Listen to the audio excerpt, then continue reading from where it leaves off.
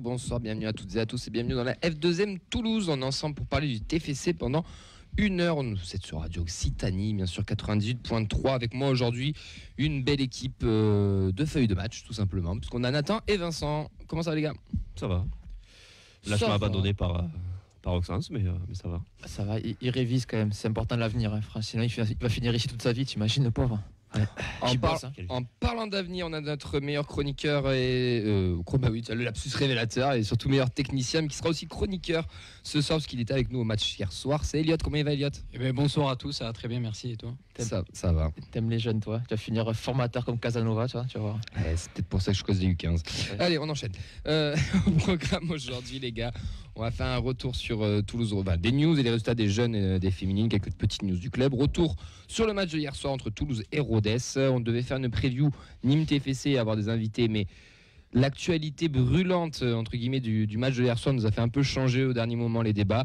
Donc on aura un débat du coup sur les incidents qui se sont passés lors du match de hier soir. Sur la fin du match, on vous en dira un peu plus après. N'hésitez pas à réagir avec nous sur le compte Facebook La Feuille de Match ainsi que sur tous les autres réseaux. Normalement on est en Chromecast sur la page Good Morning Toulouse, Radio Occitanie et La Feuille de Match. Vincent gère tout ça, il lira tous vos commentaires. Pour cette émission, on va commencer avec nos petites news. Quel objectif avez-vous défini ? Le maintien dans les 2 premières places. Dites-moi pas que c'est pas vrai. Allez, la première news, les gars, c'est que le violet du mois, c'est Branco Van Den Boomen. Chaque mois, le TFC fait le violet du mois. C'est lui qui a été élu, comme tu viens de le dire, Nathan. Quelle surprise. Ouais. C'est tout, pas plus. Ouais, okay. Non, après c'est mérité. Encore hier, on l'a vu, on y reviendra sur le match, mais des déterminants, on a vu qu'il a cette patte sur les coups de pied arrêtés. Dans le jeu, pareil, il y a une vision, pour aller trouver ce second poteau. Il est vraiment au-dessus, quoi. Donc voilà. Vraiment très mérité pour lui. D'autres petites news, c'est que le trophée UNFP du mois est tombé. Rissilé a été nominé par l'UNFP, donc n'hésitez pas à aller voter pour votre anglais préféré. Elliot en train de se connecter à tous ses comptes possibles, inimaginables pour envoyer le plus de votes possible à Harris. Mais surtout 2-3 petites infos, ça touche le sportif. Denis Genreau sera suspendu sur le prochain match après avoir reçu 3 cartons jaunes en moins de 10 matchs. Et on a aussi Philippe Montagnier qui a été sanctionné d'un match de suspension. Donc ça prendra effet à partir du mardi 14 décembre. Donc pour Nîmes, ça fera à partir d'aujourd'hui. Donc je pense que c'est le match de Coupe de France, si je dis pas de bêtises, où il sera suspendu. Parce que c'est considéré comme le match suivant, ouais, c'est ça. Hein. Ouais. Mais je crois, je veux pas dire de bêtises. En tout cas, ce sera face à Nîmes. J'ai pas tout compris, c'est lié aux petites embrouilles qu'il y a eu avec le dernier arbitrage en Coupe de France, ou c'est pareil, il y a une accumulation des cartons pour les joueurs? Je pense qu'il y a une accumulation des cartons. Alors Genreau, c'est une accumulation de cartons, et Montagnier, c'est je pense par rapport. Il avait été averti, non? Ouais, France aussi, après championnat aussi, donc au final, je pense que c'est il y a un nombre de cartons peut-être pour les entraîneurs. Je suis allé chercher la news sur le site du club, donc voilà, ils n'en ont pas dit plus, mais notre coach sera suspendu bientôt. Du coup, oui, c'est la vraie info, c'est le retour de Debeuf sur le banc du TFC. Ouais. Voilà. Mais mouillez-vous la nuque avant, n'oubliez pas. Hein. Ouais, on l'embrasse. On l'embrasse. Petite news mercato, il est pas là, mais il travaille quand même, et ça, c'est très très fort de sa part. C'est Oxens qui nous envoie une petite news mercato. Ils en ont parlé hier sur Bein aussi pendant le match. Parce que je me suis infligé le replay aujourd'hui. Junior Flemings au TFC. L'info est tombée ce week-end. On tient peut-être la première recrue hivernale du TEF. C'est un international jamaïcain de 25 ans. Oui, Elliot. Alors, juste, je viens de regarder pour Philippe Montagnier. Il a reçu trop de cartons jaunes. Putain, il bosse. Combien ? Merci, Elliot. Voilà. 3. Je voudrais lancer un appel à toutes les entreprises. Prenez les stagiaires. Vous les payez pas, ils bossent pour vous. C'est l'avenir. Quel enfoiré. Bien un discours de droite, ça. On les embrasse. Du coup, 25 ans sur le point de débarquer à Toulouse. Tripoli-Valent, il est capable d'occuper tout le front de l'attaque. C'est plus ou moins un joueur axial, apparemment. Il peut même évoluer en 10, mais il a une préférence sur l'aile gauche. Donc, joueur du Légion FC en D2 américaine. Il arriverait probablement en fin de contrat en janvier. Et pour le moment, ce qui bloque, ce serait le visa. Donc voilà, encore une nouvelle nationalité au TFC avec un international jamaïcain. Qu'est-ce que ça vous évoque, messieurs ? C'est probable arriver. Très polyvalent. Après, ça, c'est pas pour donner confiance, on va dire, à des joueurs comme Ado, on a dit, qui actuellement traverse une phase difficile. Donc, c'est vrai que de voir un joueur arriver qui est capable d'occuper tous les postes offensifs, je sais pas si on avait besoin de ça aujourd'hui. Peut-être qu'on anticipe un futur départ. Probable, mais départ de qui actuellement? Je veux dire, on a Ratao Ado qui vient d'arriver, qui est indétrônable devant. Donc voilà. Après, il manque plus qu'il joue latéral droit et c'est Somalia, quoi. Ça y est. Parce que là, c'est vrai qu'il il a l'air quand même très polyvalent. Donc bon, c'est bien. On va dire même en 10 d'avoir des solutions de secours aussi. C'est plutôt avantageux. Puis on avait personne qui pouvait vraiment occuper l'aile gauche en principal, on va dire. C'était plus un dépannage et puis c'était du bricolage. C'est Bilic qui l'occupe à chaque fois. C'est ça, donc ça pourra peut-être aussi lui permettre de se reconcentrer sur le milieu de terrain et retrouver un petit peu de liberté à ce niveau-là. Après, de ce que j'ai lu, pareil, c'est un article des Violets qui faisait un petit peu l'état des lieux de cette bromance avec ce nouveau joueur.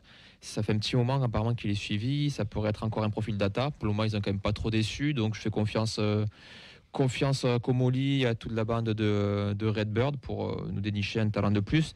On ne parle pas de lui comme le futur Krakito qui va nous débloquer la situation. On parle de lui pour être un joueur de plus dans l'armada offensive du TFC.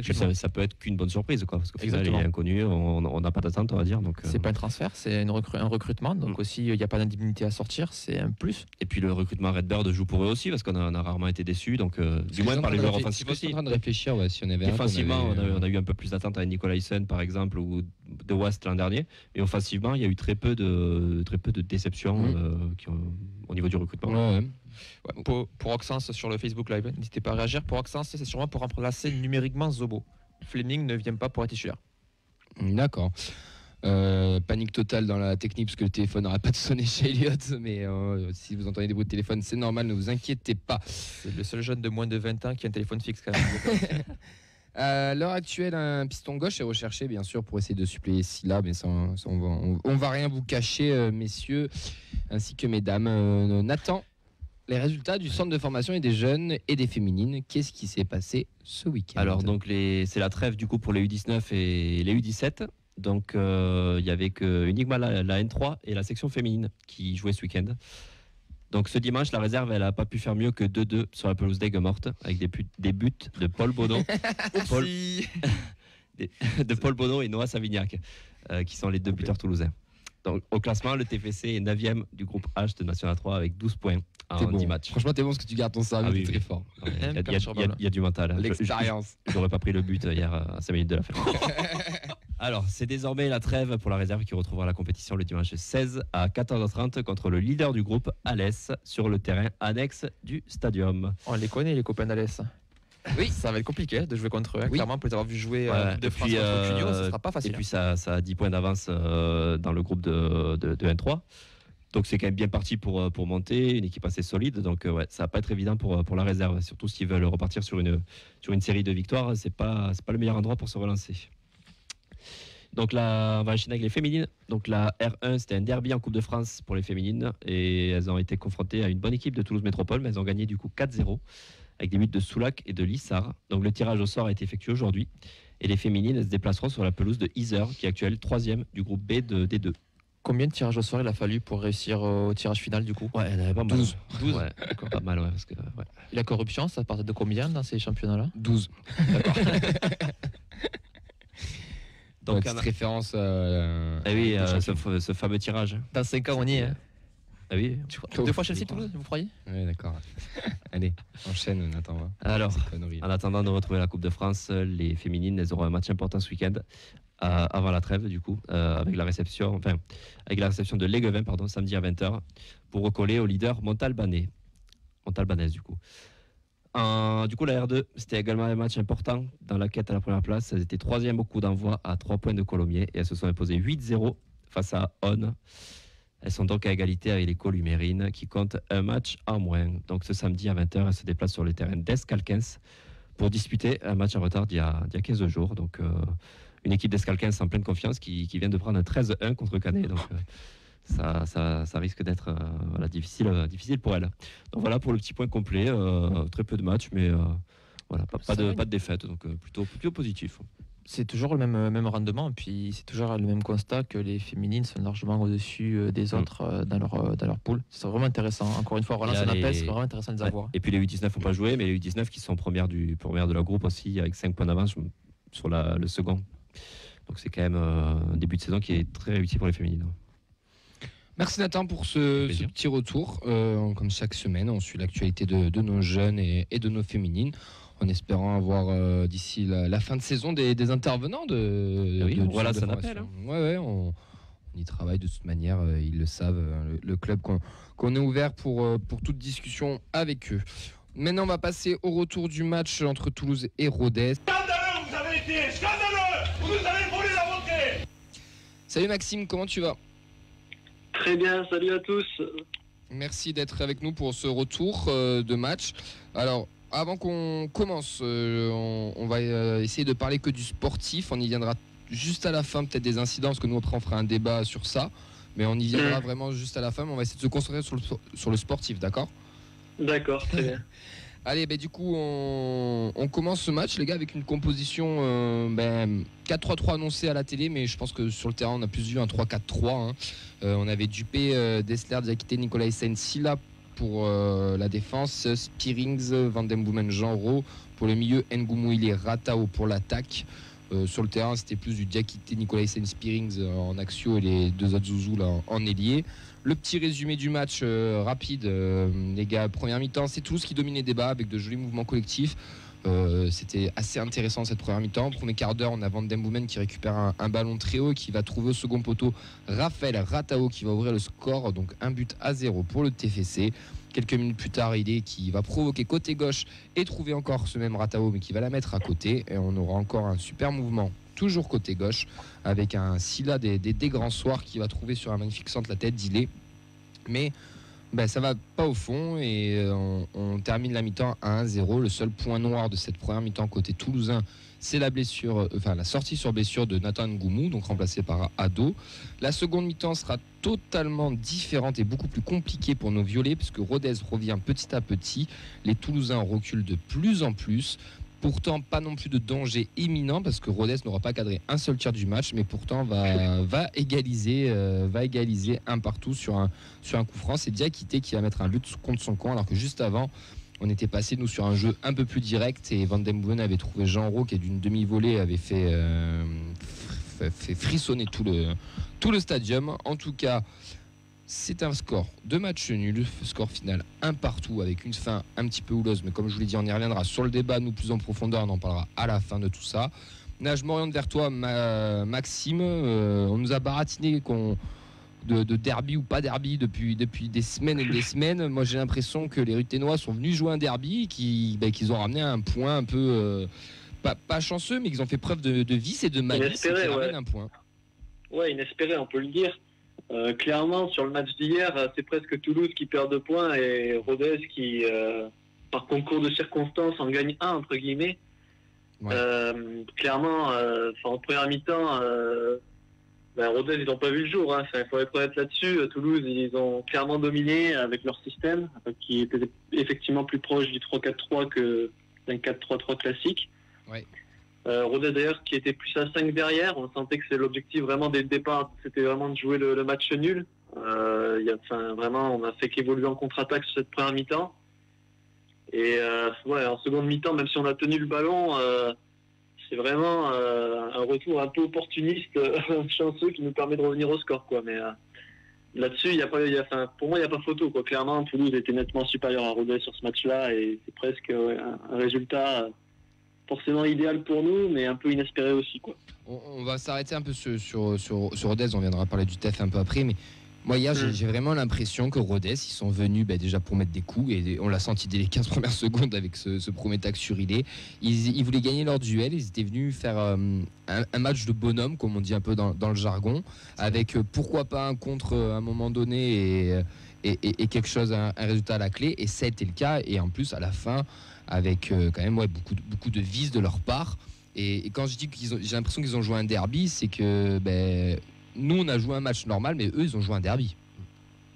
Je sais pas si je sais pas. Après dans l'agressivité, forcément, on se devait d'être au rendez-vous quelque part, parce que techniquement on était un peu en dessous de Toulouse. Donc si on était en deçà d'un point de vue, on va dire agressivité, on n'aurait pas vu le jour, entre guillemets. On aurait pris les marées toulousaines à chaque ballon, ça aurait été juste infaisable. Je pense que c'était en fait aussi un symbole également du fait que l'équipe était un peu dépassée en première mi-temps, tout simplement, par le jeu de Toulouse. Mais après, on n'a pas été si dangereux que ça en première mi-temps, finalement. On vous a dominé, mais on n'a pas non plus de grosses occasions super dangereuses. Ah ouais, moi je trouvais quand même que en première mi-temps, Rodez n'a jamais trouvé non plus la solution pour bien sûr. bloquer Ratao en fait. Vraiment lui, ça a été le poison en première mi-temps. Vraiment côté Ruténois, on a à chaque fois, il évoluait assez haut et notre piston droit, qui était Lucas Boadès, là-dessus, il a laissé souvent un petit peu son coéquipier Malanda se débrouiller un peu seul. Et Malanda, bon, il est un peu jeune, il est encore un peu inexpérimenté et il n'a jamais trouvé vraiment la solution face aux Brésiliens. Donc finalement, ça a été vraiment un problème parce que toutes les actions passaient vraiment quasiment sur le côté gauche, avec ce duo Sida vraiment Ratao et vraiment, il y a eu cette talonnade, je crois, à un moment donné justement du Brésilien aussi qui a voulu, je crois, me refaire un but un peu similaire à ce qu'il avait mis en début de saison avec Toulouse face à Auxerre, il me semble. Oui. Et après, il y a eu des têtes d'Ili, la frappe de Van Den Boomen qui en fin de première mi-temps rase le poteau. En vrai, en étant plus réaliste, il y avait moyen quand même pour Toulouse à la mi-temps de presque tuer le match, quoi. Et finalement, ils l'ont jamais fait et ça nous a toujours un peu maintenu à flot, quoi. Est-ce que tu penses pas que c'est tactiquement aussi qu'on vous a peut-être mangé en première mi-temps? Parce qu'il y avait quand même des vraies consignes de Montagnier d'aller vous chercher très haut, de vous agresser beaucoup plus haut et qu'en deuxième mi-temps qu'on n'a pas su faire et que limite même je trouve qu'on a même baissé physiquement parce qu'en première mi-temps on a mis trop d'énergie aussi dans la bataille. Parce que le 3-4-3 n'était pas vraiment annoncé. Vraiment c'est tactique, mais ce qui était quand même flagrant entre la première et la deuxième mi-temps, c'est qu'en première mi-temps Toulouse ils ont tenu tout le ballon à chaque fois, ils ont vraiment porté le ballon à chaque fois. Et quand ils ont le ballon, ils sont injouables, quoi, entre guillemets. Ils sont techniquement au-dessus, ils se trouvent assez bien les uns les autres. Ils relancent court à chaque fois et en jouant souvent au sol. C'est vraiment un jeu qui est proche d'une équipe digne de Ligue 1. Alors que nous, Rodez, même sur les contre-attaques qu'on essaie d'exploiter, on voyait qu'il y avait niveau technique, il y avait pas mal d'imprécisions, que c'est essayer de jouer, mais voilà, il y avait toujours un Toulousain derrière pour rattraper un coup ou autre. Donc finalement, moi je pense que c'est vraiment l'erreur de Toulouse en deuxième mi-temps, ça a été vraiment de laisser complètement tomber le match, entre guillemets, le ballon aussi, de nous l'avoir laissé. Et à l'arrivée, défensivement, ils sont exposés à des coups francs, à des petites occasions de notre côté qui finalement leur ont été fatales, quoi. Attends. Moi, pendant le match, j'étais avec des potes en tribune et je voyais, en début de seconde mi-temps, pendant 10 minutes, je savais qu'on allait pas tenir le score. Autant en première mi-temps. C'était intéressant parce que on était aussi moi j'étais au stade aussi avec des supporters toulousains pas loin et même eux le sentaient, quoi. Au fur et à mesure l'équipe perdait le fil du match, quoi. Elle était en train de presque non pas de se décomposer, mais elle était en train de laisser vraiment filer presque 2 points, quoi, finalement, qui étaient largement à leur portée, quoi. Sur la première mi-temps, il n'y avait vraiment pas photo, quoi, de mon côté. Ça. Après, c'est Rodez qui nous a vraiment fait déjouer, c'est-à-dire ils ont joué ce match comme un derby avec beaucoup de vices. Et le vice avec les petites fautes qui nous a fait quand même sortir du match. Après, il y a eu beaucoup de cohérence aussi tactiquement du côté de Rodez. C'est le genre d'équipe qu'on va rencontrer en seconde moitié de saison. C'est le genre de match où on va perdre des points parce qu'on sent en fait que du moment où on est bloqué, il y a plus de solution. Et c'est, je trouve, Rodez a fait un match quand même remarquable dans cette gestion-là, en attendant justement toutes les actions de Toulouse, en faisant le dos rond, et derrière, avec les très peu d'occasions qu'ils ont eues, ils n'ont pas cadré, mais il y a eu de la présence, ils ont eu des coups de pied arrêtés en fin de match. Mais c'est nous, je ne comprends pas en fait comment on peut faire une mi-temps où on a été quand même au-dessus. On va dire, on a eu un taux de possession, je pense, dans la moitié de terrain de Rodez qui était impressionnante. Ça faisait tourner le ballon. Il y avait même au niveau de la récupération, Diakité et Nicolaisen qui était hyper intéressant, qui allait chercher Silla Dessler aussi. Silla Dessler. On avait une même mise. J'aurais jamais imaginé qu'on fasse une seconde mi-temps comme celle qu'on a fait hier. Mais en première mi-temps, il y avait, on les acculait sur leur but. C'était, pour moi, il fallait faire un break avant la mi-temps. Malheureusement, on l'a pas fait. Et puis Rodez a joué cette seconde mi-temps comme un derby. Et c'est pour ça, à mon avis, ils ont eu le cœur d'aller chercher ce point et nous, on n'a pas su faire la différence avant. Vincent, tu as des réactions? Juste d'abord la mienne, Oui, la tienne je aussi. voudrais d'abord sur la notion de derby, je suis pas d'accord pour moi, je trouve que Rodez est juste venu jouer le match parfait en se déplaçant chez le premier. C'est pas une question de derby, c'est tu joues le premier, tu sais très bien que le premier doit gagner pour le rester. C'est un lundi soir, tu connais tout autre score, toi aussi tu peux récupérer des points dans la lutte contre le maintien, sachant que tu sais que 90% des équipes partiront avec 0 points, des concurrents je parle, et que toi tu peux réussir à prendre un point qui peut être inespéré ou salvateur pour la fin de la saison. Ils ont juste fait le match parfait contre le premier.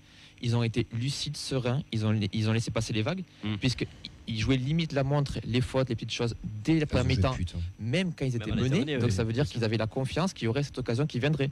C'est un peu comme un match de coupe. Pour moi, ils ont juste joué le coup parfait, que ça aurait été Toulouse en face, le Paris FC qui aurait été leader, ou à la Saint-Jacques la semaine prochaine. C'est le même match pour moi. Ils ont juste fait la copie parfaite. C'est pas faux. Maxime, t'es d'accord? Avant qu'on enchaîne sur les réactions des. Je dirais pas que Rodez a essayé de gagner du temps, voilà, en première mi-temps tout ça, mais je pense qu'on a réussi surtout à les faire déjouer en fait Toulouse à travers des petits spots qui permettaient de couper le jeu, couper le rythme aussi. En première mi-temps, on était souvent dépassés. Bon là, il fallait aussi des fois mettre une pause à ce gros temps faible. Mais après, j'ai pas le sentiment vraiment qu'on a non plus refusé le jeu, quoi, puisqu'en seconde mi-temps, on a vraiment repris les choses en main. Et on a montré qu'on avait vraiment l'intention de jouer le coup à fond finalement, parce qu'on savait qu'il y avait 15-0 à la pause.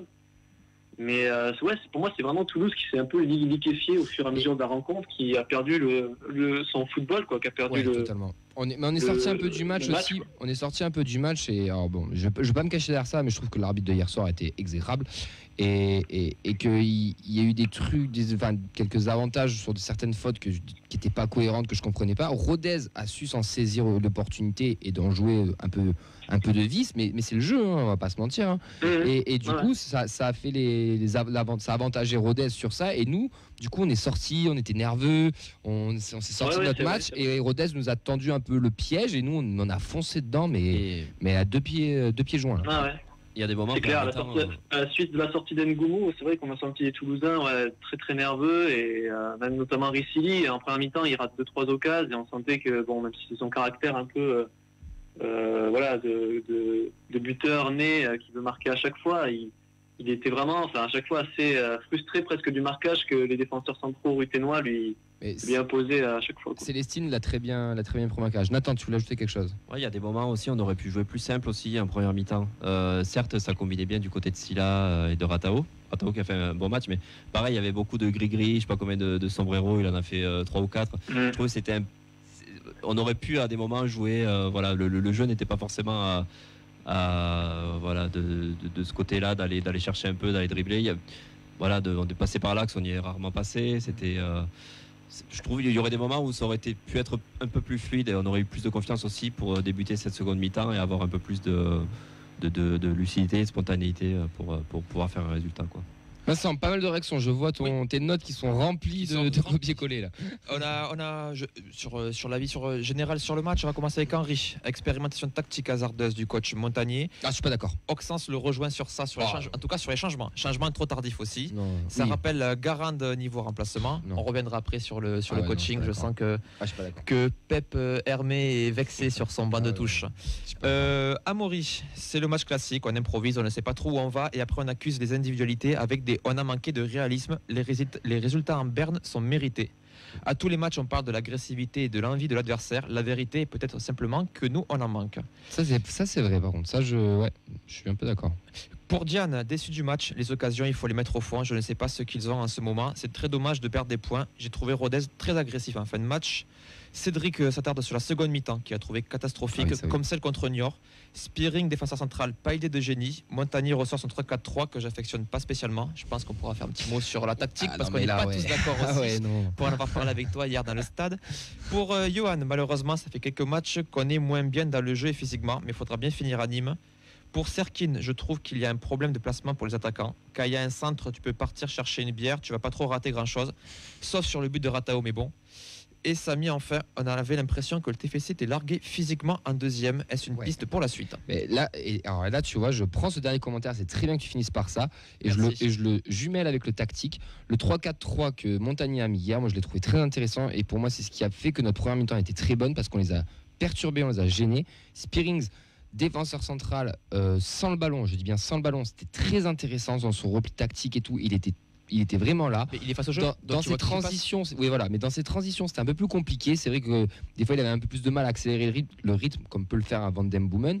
Mais bon, là, je me perds. Mais pour moi, le 3-4-3 était un bon choix hier, sauf que le 3-4-3 demande du physique, des sprints à répétition, beaucoup de courses à haute intensité, beaucoup de déplacements, ce qu'on a très bien fait pendant 30-35 minutes et qu'en deuxième mi-temps, on n'a pas su faire parce que physiquement, on a implosé. Donc peut-être, et là je rejoins peut-être Henri, qu'il fallait peut-être refaire un petit changement tactique parce qu'on n'arrivait plus à suivre, pourquoi pas. Mais le 3-4-3 pour moi c'est ce qui fait que notre première mi-temps est magnifique et belle hier et réussie. C'est parce qu'on a mis un contre-pressing très intéressant, on a récupéré des ballons très hauts. Le but c'est une récupération dans les 30 mètres adverses, hein. C'est Van Den Boomen qui récupère ou Dessler, je sais plus.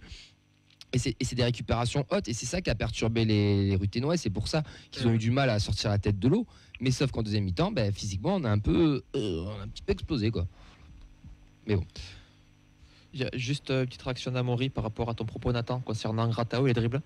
Nathan, fais pas ton Casanova. Pour une fois que tu as un joueur qui dribble, provoque, crée des choses et qui en plus est efficace, tu vas pas lui demander de jouer simple. Et il ajoute, tu es jaloux de ses passements de jambes. Non.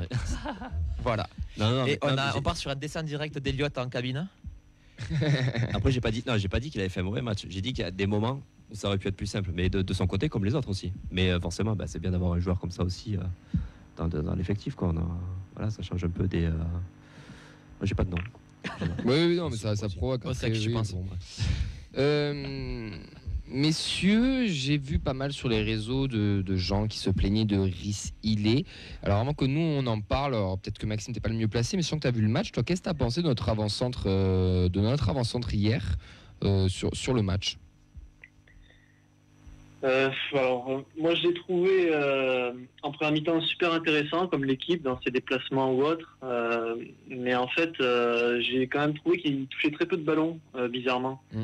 Souvent ça passait par les couloirs comme on disait tout à l'heure avec notamment ce côté gauche Sidar Atao, mais c'est vrai qu'il a eu très peu de ballons à solliciter et le peu de ballons qu'il a eu, souvent c'était des ballons aériens. Et face à, on va dire, au physique d'un Célestine ou d'un Bardi, il a souvent eu peu de réussite là-dessus, mais il était même presque obligé de décrocher, je trouvais, parfois, pour toucher pas mal de ballons. Alors, je sais pas si c'est habituel chez lui. Ça fait partie de son jeu, mais c'est là où... J'ai trouvé quand même qu'il s'est dépensé énormément en première mi-temps pour finalement toucher très très peu de ballons. J'ai pas les statistiques en tête, mais... Oui.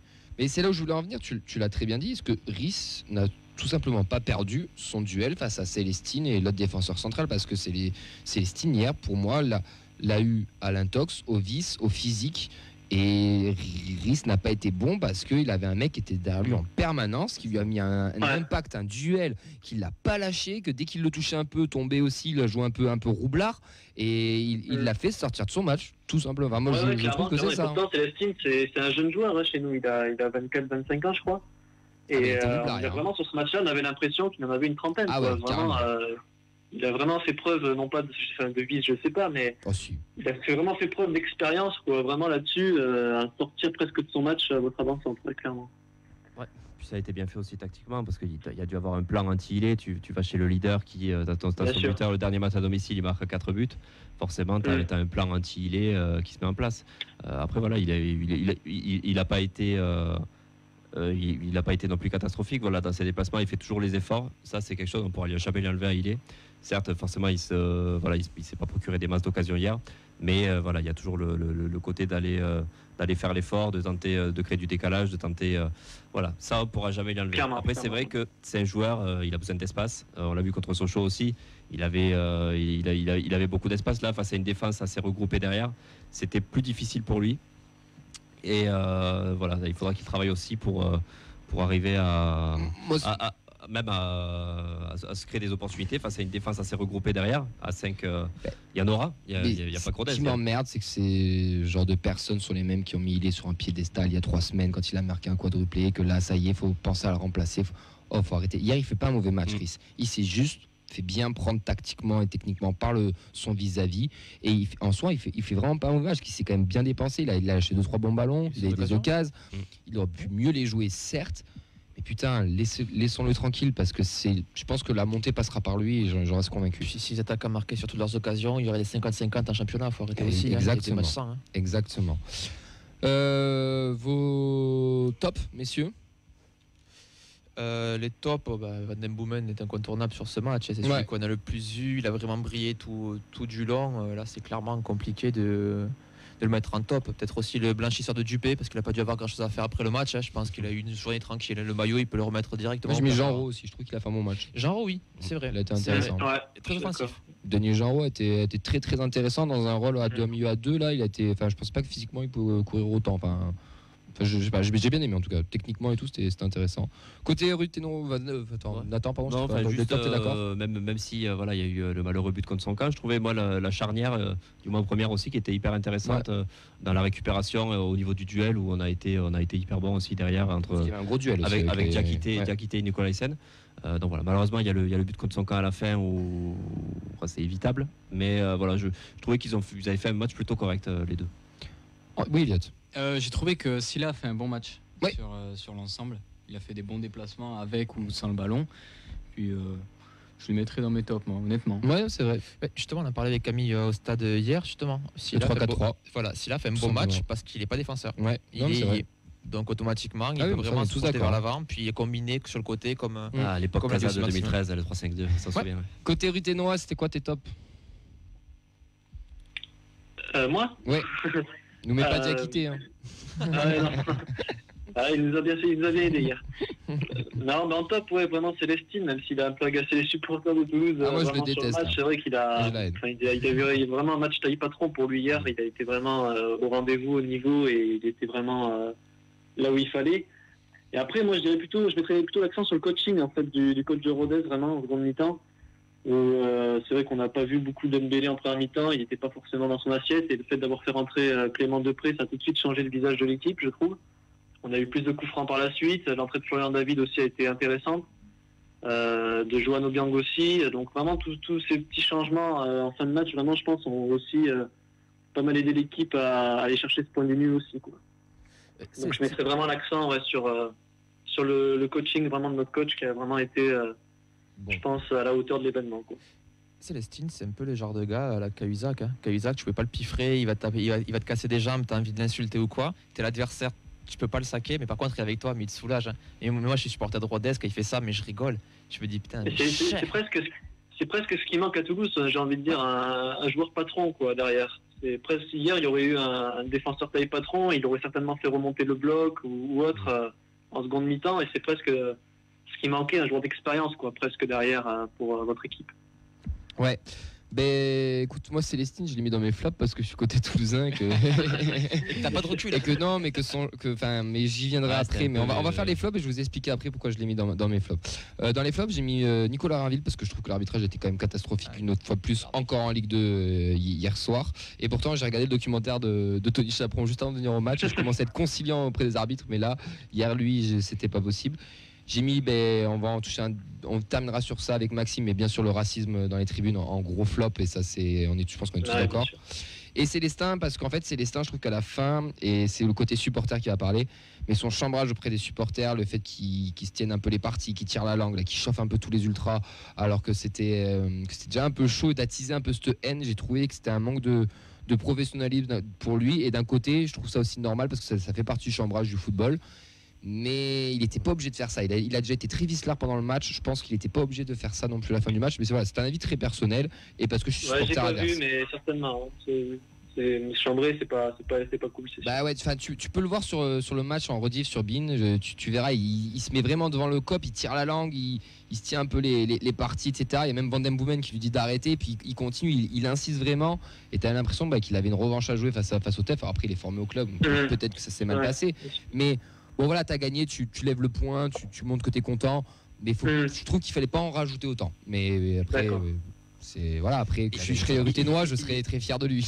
Notre invité pour rien, hein. C'est pas sa faute, hein. Il est pas obligé de rigoler. Mais j'essaie de m'expliquer, j'essaie juste de mettre des mots sur tout ça. Par rapport à ce qui s'est passé en fin de match, rapidement, Max, nous on va y revenir un peu plus en débat, un peu plus en profondeur. On va appeler aussi Yves juste après. Toi, de ton côté, est-ce que tu as compris direct au moment du match ou pas du tout? J'ai eu un peu la même impression que votre président, M. Comolli, quand on a vu dans les dernières minutes de jeu le gardien de Rodez commencer à revenir vers l'arbitre, vers le banc de touche. On pressentait entre guillemets aussi quelque chose comme ça, ou soit un jet de projectile ou autre, un peu comme ce qu'on voit malheureusement depuis trop régulièrement toute cette saison en Ligue 1, en Ligue 2. Et c'est désolant. Je suis un peu pris entre le marteau et l'enclume en même temps, parce que il faut dénoncer forcément ce genre de comportement, c'est inadmissible, c'est inacceptable, et j'espère que la personne qui a eu malheureusement cette intelligence de faire ça au stadium, là où il y a énormément de caméras dans le stade, sera rapidement retrouvée et jugée en comparution immédiate. Mais de l'autre côté, j'ai pas non plus envie de leur faire la promo de ce genre de geste, dans la mesure où c'est bon, quoi. À un moment donné, ces personnes-là, elles n'ont rien à faire au stade, et voilà, stop, quoi. On doit passer à autre chose. Je veux dire, à un moment donné, c'est inadmissible, et voilà, quoi. À un moment donné, j'ai pas envie de leur faire de la promo sur leurs actions de manière aussi stupide, quoi, comme ils ont pu agir hier. Mais ce qui est dommage surtout, c'est que c'est vraiment issu apparemment que d'un seul supporter. C'est un cas isolé, ouais. Voilà, dans la tribune des Indians, qui était, qui est une tribune très populaire et pas du tout festive. Donc voilà, ça rajoute de l'animosité entre deux clubs qui se respectent énormément, qui s'apprécient, et c'est bête, quoi. Voilà, c'est stupide, c'est.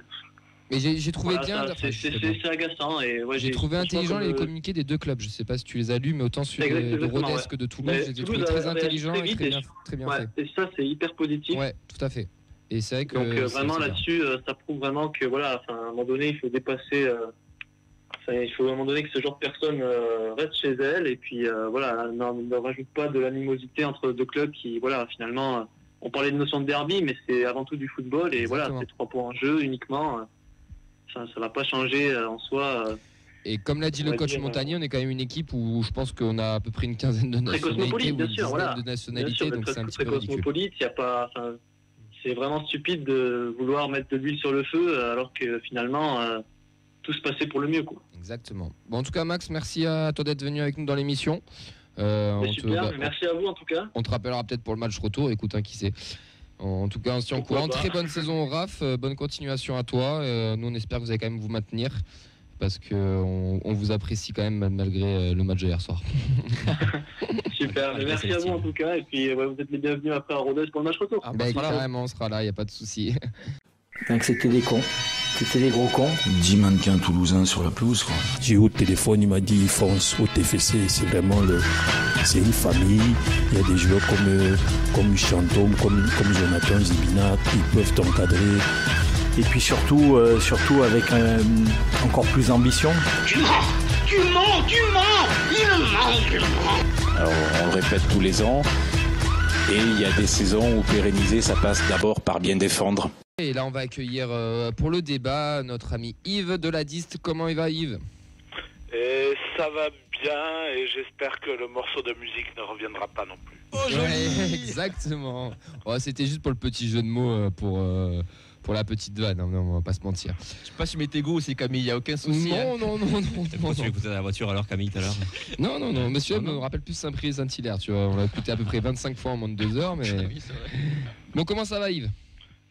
Ça va bien, écoute. Écoute, on aurait préféré t'avoir pour un autre débat, hein, mais bon, malheureusement, il s'est passé un petit incident hier soir, un petit retour sur les faits de match, donc un peu houleuse.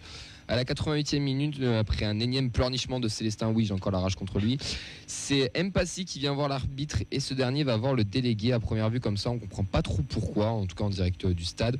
Au coup de sifflet final, le gardien ruthénois se retourne avec véhémence vers le virage, et c'est là qu'on commence peut-être à comprendre qu'il y a eu peut-être quelque chose de pas cool, et que c'était pas une simple insulte. Il n'y a pas de simple insulte, mais que on a commencé à s'évoquer peut-être l'insulte raciale. Ça n'a pas loupé, parce que quelques minutes plus tard, c'est confirmé par un communiqué du club qui s'excuse auprès du joueur et du club. Idem chez les Indians, qui n'ont pas tardé à envoyer un communiqué pour dénoncer cet acte qu'ils bannissent aussi. Messieurs, là, juste comme ça, après qu'on parle un peu des communiqués, quelle est votre réaction suite à cet incident qui est quand même grave, isolé aussi, et qui arrive très rarement à Toulouse en tout cas. Du dégoût tout simplement. C'est malheureux. Quel que soit le stade, le lieu, c'est toujours révoltant. C'est le genre de choses, on a l'impression que ça ne nous touche pas et au final on se retrouve dans le stade à côtoyer ce genre d'individu qui commet des actes inqualifiables et qui entache le TFC, qui surtout blesse des hommes, blesse des personnes. C'est révoltant. Moi pour le coup, c'est un débat qui revient souvent, mais à l'arbitre il siffle, il arrête le match, mais il n'y a aucun souci, je comprends, j'ai juste envie de tomber sur le gars et lui dire mais cas de vérité, parce que c'est tellement aberrant, quoi. Ça dépasse le sportif. Moi le match après ça j'en ai plus rien à foutre très concrètement. Oui, en tant que gardien en plus tu connais les insultes, c'est fréquent qu'on t'insulte. Ouais mais sur les boulettes c'est différent. Ouais. Nathan.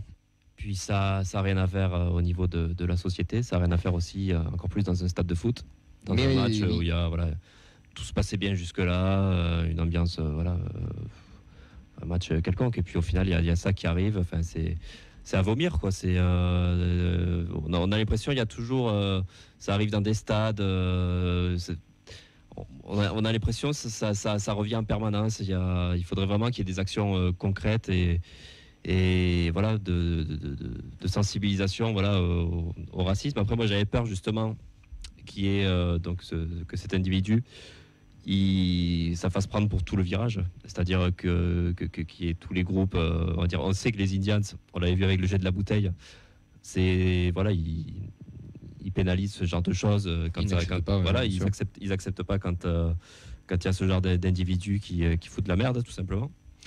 Donc moi j'avais peur justement qu'il y ait un parallèle qui soit fait avec les groupes de supporters, et c'est ce qui me faisait le plus peur. Mais après ce geste là c'est tout simplement dégueulasse et ça n'a rien à foutre dans un stade de foot, quoi. Avant de demander à Yves par rapport à ce que tu dis, les Indians dans leur communiqué le dit que des propos qui voulaient éclaircir certains points, que des propos racistes ont été tenus par un spectateur à l'encontre du gardien de but, qui condamne le plus fermement possible ces propos et apporte tout leur soutien aux joueurs, qui a d'ailleurs défendu les couleurs par le passé, et il précise que depuis 30 ans des générations succédées au sein du virage et qui ont toujours eu à cœur de lutter contre le racisme ou toute autre forme de discrimination.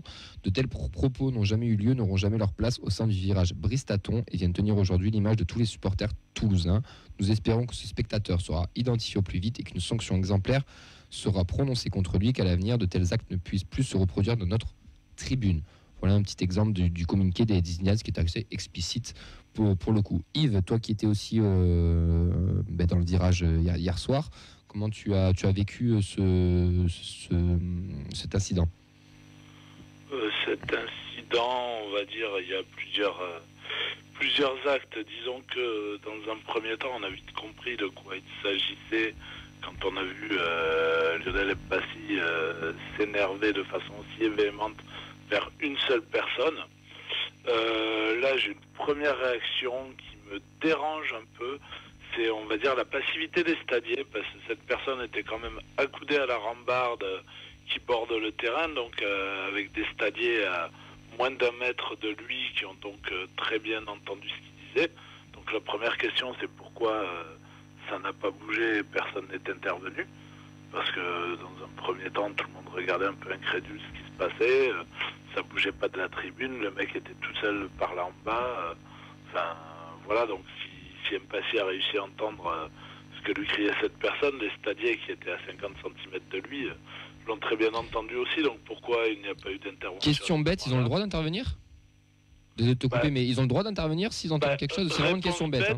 Réponse bête, qu'est-ce qu'ils font quand il y a des fumigènes? Ils interviennent. Ils montent dans la tribune, ils interviennent. Donc ça voudrait dire qu'ils pourraient intervenir sur un fumigène et pas sur des actes de racisme, donc qu'un fumigène c'est plus grave qu'un acte de racisme. Ok. Non mais oui, t'as raison. Voilà, donc non mais on va au bout du raisonnement dans ces cas-là, donc c'est assez simple. Donc voilà, il y a cette première question qui sera bon de soulever et de souligner, parce que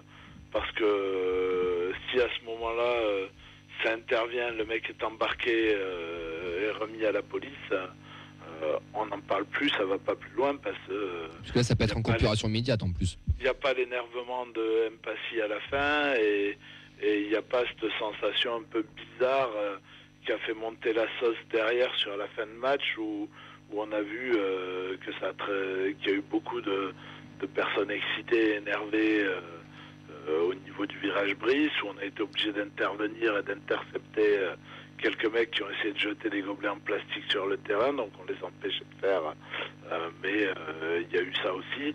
Et après, le second côté, c'est toute cette pub qui est faite à chaque fois autour, tous ces gros titres de journaux, etc., qui font qu'en fait, ces gens-là se sentent confortés dans leurs actes parce que on en parle partout, ça leur fait de la pub et c'est leur petit quart d'heure de gloire. Alors c'est une gloire bien pourrie, mais je fais partie des gens persuadés que si on les sanctionnait sans faire de la pub autour, ça se calmerait rapidement. Et il faut rappeler que voilà, c'est la première fois qu'on a ce genre de choses qui remontent à Toulouse, que c'est l'acte isolé d'une seule personne et non pas toute une tribune qui peut se livrer à ces actes-là comme on l'a vu dans d'autres endroits.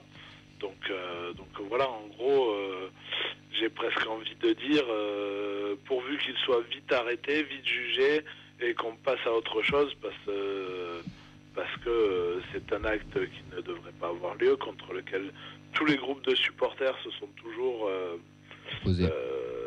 élevés et ont toujours fait en sorte que ça ne se passe pas à Toulouse. Par la faute d'un abruti, on va faire les gros titres des journaux pendant un long moment, avec peut-être, on l'a déjà vu ailleurs, des possibilités de sanctions collectives contre lesquelles on se bat depuis longtemps avec la DIST et qui sont complètement iniques, puisque on se rend bien compte que là, dans ce cas-là, c'est un acte isolé d'une seule personne, puisque même le MPASI l'a bien dit quand il rapporte les faits. Donc avec tous les moyens d'identification qu'il y a sur le stadium, avec MPASI qui sait très bien quelle est cette personne puisqu'il dit qu'il est capable de la reconnaître. Voilà, que d'ailleurs dans le communiqué il le dit. La justice fasse leur boulot et qu'ils soient très vite condamnés, que ça frappe très fort. C'est-à-dire amende, interdiction de stade, et voilà, parce que c'est quelqu'un qui n'a absolument rien à faire dans un stade, surtout qu'a priori, d'après toutes les infos qu'on a pu voir passer, c'est un père qui était avec son fils au stade, voilà, quelle valeur est-il en train d'inculquer? Il y a vraiment besoin que les sanctions arrivent vite et fort pour dissuader les gens de vouloir avoir leur quart d'heure de gloire avec ces actes-là. D'ailleurs, dans ce que tu viens de dire, je vais reprendre les propos de MPASI qui dit que tout d'abord, il remercie le président Comolli pour ses excuses juste après ces incidents, ainsi que le club du Toulouse Football Club. Je n'incrimine pas du tout tous les supporters toulousains. Ce sont les actes et paroles d'une seule personne. Et ça, c'est ce qu'on disait tout à l'heure avec Maxime, qui avait un peu le même discours que toi, le supporter ruténois, c'est qu'il ne voulait pas mettre un quart d'heure de gloire pour eux. Mais moi, je trouve que les communiqués des deux clubs, ainsi que des Indians, des groupes de supporters, étaient bien faits, avec intelligence aussi, et que le fait que le club réagisse de suite, que Rodez aussi réagisse, que MPASI cible bien que c'est qu'une personne, etc. Je trouve qu'on gère bien la situation pour le moment, et on espère que ça n'impactera pas les Indians, qui, on sait très bien, pour ceux qui sont dans le milieu toulousain, ne sont pas une tribune comme ça, et que c'est vraiment un acte vraiment isolé, et que la LFP arrivera aussi à faire la part des choses. Je ne sais pas si vous voyez ce que je veux dire. Surtout que on ne peut pas incriminer les groupes de supporters dans une affaire comme ça, car d'une, ils ne sont pas responsables de ce qui se passe dans la tribune. De deux, ils ne représentent qu'une infime partie, bien sûr, via leurs adhérents, des personnes présentes dans la tribune. Ça, c'est un peu malheureux, parce que ce serait tellement plus simple si c'était toute la tribune. Ça serait plus facile de gérer ces affaires-là, mais voilà. Et puis là, en plus, la personne est identifiée. On a vu les services de sécurité, que ce soit de la police ou du TFC, beaucoup plus virulents quand il s'agit d'autres actes qui ne sont que du supporterisme et du soutien à l'équipe. Alors voilà, à eux aussi de se remettre en cause, parce que là, pour moi, il y a un peu une faillite aussi de la sécurité du club dans leur incapacité à arrêter cette personne sur le moment. Après, je ne vais pas les dédouaner, leur trouver d'excuses, mais au final, c'est un acte tellement isolé et tellement rare que peut-être qu'ils n'ont pas su gérer la situation. Ça montre effectivement qu'il y a une carence et qu'ils doivent travailler sur ce point-là. Et c'est aussi malheureusement un triste rappel de ce qui peut arriver dans un stade. Bien sûr. Mais bon, encore une fois, sur l'action, quand tu reprends tous les articles, etc., voire même certains éditos et de gens qui, normalement, sont censés être plutôt proches des supporters, tu te rends compte que ça tire à boulet rouge sur les supporters, que ça incrimine encore une fois les supporters, alors que voilà, on le dit bien, il s'agit d'une personne, et moi je me demande bien à quel point on peut parler de supporters quand la personne est là pour cracher sa haine sur quelqu'un plutôt que pour soutenir son équipe. Ouais. Tu as des réactions, Vincent, des gens? Elles sont unanimes, elles sont consternées. On souligne aussi l'exemplarité de Comolli et du club sur cette réaction-là. Pour Amaury, par exemple, c'est inexcusable, c'est un terme qui vient souvent. Pour Auxence, surtout sur un ancien joueur du club. Il y a Henri aussi qui évoque comme Auxence, ou aussi Anaïs, une interdiction de stade à vie. Et voilà, que ça serait bien qu'il y en ait qui servent un peu d'exemple et que ça fasse un peu peur à tout le monde, quoi. Une interdiction à vie qui soit un peu le bouc émissaire et qui voilà, que ça soit mis en avant et qu'on se rende compte qu'en fait on fait pas ce qu'on veut de la vie, que sur les réseaux sociaux c'est facile d'insulter tout ce qui passe, dans un stade aussi. Ben non, en fait c'est pas comme ça, il y a des conséquences et tout acte doit être répréhensible. Elliot, on t'a pas encore entendu sur le sujet, toi qui étais au stade hier et qui va pas non plus tous les week-ends au stade, parce qu'en fil ça reste assez loin. Mais comment tu l'as vécu, toi, de ton point de vue, cette histoire en tant que, on va dire, extérieur, on va dire, plutôt que supporter, en tant que supporter lambda, en fait? Mais déjà, quand on a vu tous les deux quand on a tous vu la réaction du gardien de Rodez, on s'est dit qu'il s'était forcément passé un truc et le fait qu'il s'énerve comme ça directement suite à des insultes. Enfin, ce que je veux dire, c'est qu'ils subissent plein d'insultes je vais pas dire chaque jour, mais ouais, régulièrement. Bon, je vais pas dire les insultes. Oui, mais que ça fait partie un peu du foot, entre guillemets, malheureusement. Mais là, c'était plus quelque chose qui touchait personnellement la personne. Ouais. Et je pense que c'est ce qui a fait provoquer une colère en lui, ce qui est normal après, mais ça doit être puni juridiquement et il doit y avoir des sanctions qui seront très fortes pour cette personne et même pour les personnes à venir. Lui dit qu'il ne voulait pas forcément arrêter le match. Vincent, tout à l'heure, tu l'as un peu évoqué. Yves nous parle aussi d'une défaillance de la sécurité. Est-ce que vous pensez que c'est là vraiment... Une fois de la sécu, moi, je n'y avais pas pensé, mais je rejoins Yves. Je pense que les mecs auraient dû peut-être agir plus rapidement. Mais est-ce que d'arrêter le match aurait servi à quelque chose, sachant que lui a très bien dit qu'il ne voulait pas l'arrêter? Nathan, c'est toujours un geste fort. Un geste fort. Après, là, on était en fin de match. Il restait quoi? Il restait 3 minutes. 3 minutes, ouais. Forcément, si ce genre d'événement se passe 20e minute, forcément, il te reste tout le match à jouer. Tu l'arrêtes. Voilà, c'est un geste fort. Il n'aurait peut-être pas eu la même réaction selon le début ou la fin du match, mais forcément, on l'a vu sur des terrains où tu as des joueurs qui quittent le terrain, où tu as des joueurs. Forcément, c'est comme le disait Elliot, c'est quelque chose qui touche intrinsèquement au joueur. Personnellement, c'est son histoire, donc c'est normal et voilà, à sa place, beaucoup de personnes ont réagi différemment. Mais le fait de montrer que ça n'a pas sa place dans le foot, c'est aussi aux acteurs de montrer le chemin et d'arrêter une partie à la longue. J'imagine que ça peut être quelque chose qui peut être envisageable ça marque. Puis il y a les sanctions, on va dire, individuelles pour la personne. Il y aurait le fait de dire que les joueurs, c'est des joueurs, mais c'est des êtres humains, c'est des hommes. Ils ont le droit de décider de la fin d'un match selon les insultes, selon comment on leur parle. Donc oui, pour moi, ce serait un exemple à montrer.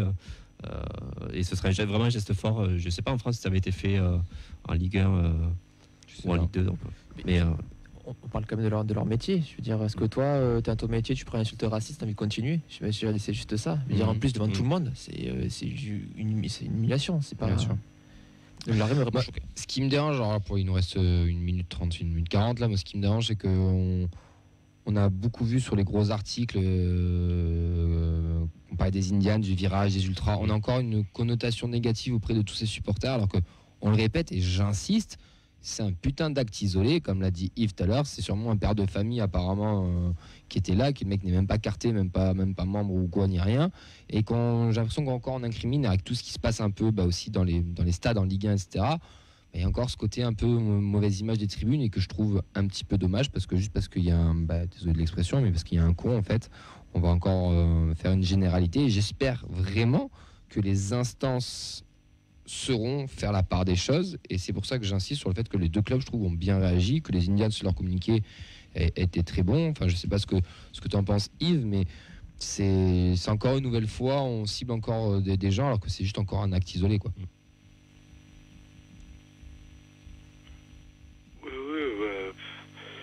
Mais ça, c'est le problème de la sanction collective.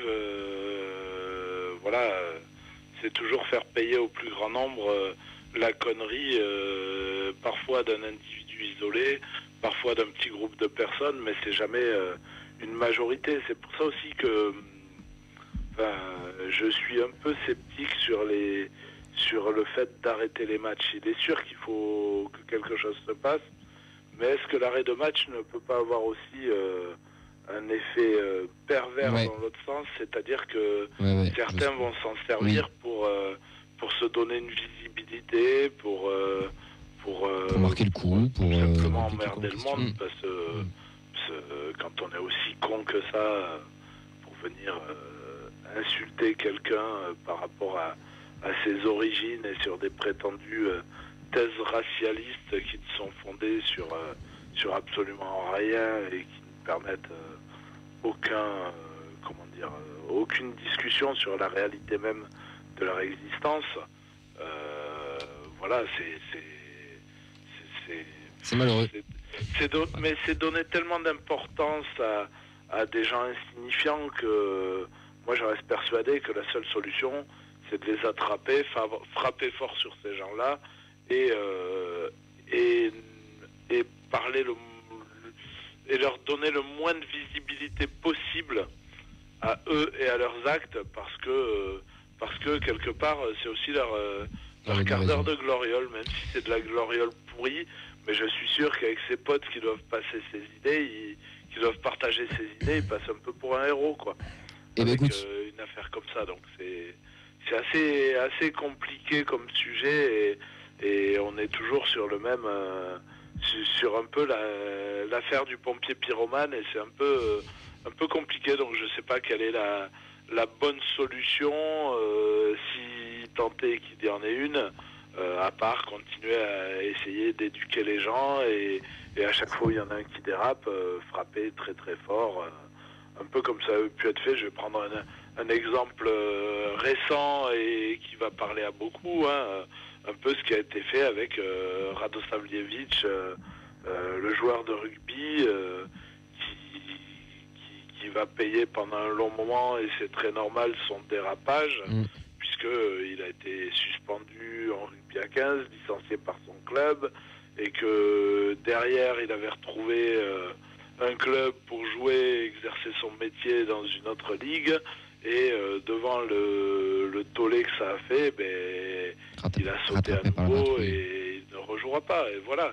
Et à part ce genre de sanctions qui vont taper très fort sur l'auteur de l'acte, le reste, depuis le temps où ça existe et où les sanctions collectives et tout ce qui a pu être fait, et on voit bien que ça n'a pas fonctionné puisque ça continue, je me demande quel est l'intérêt de continuer sur ce genre de sanctions alors qu'on voit bien leur inefficacité. Merci Yves, merci à tous, c'est la fin d'émission, on va arrêter le quart d'heure de gloire du coup. En tout cas, merci Yves d'être intervenu avec nous. Avec plaisir. On te revoit très bientôt parmi nous. Vincent, Nathan, Elliot, merci les gars. Oui Vincent. Thibaut, avec toujours quelques places disponibles pour le déplacement des Indians à Nîmes pour la dernière journée avant la trêve, mardi soir. N'hésitez pas à les contacter sur leur site, leur page Facebook et sur Twitter, les Indians de Lausanne 1993. Et si demain vous ne savez pas quoi faire, il y a un petit blind test à l'évasion à Saint-Michel organisé par Good Morning Cruise. N'hésitez pas à passer. Sinon, nous on se retrouve la semaine prochaine sur 88.3 sur Radio Occitanie. Bye bye.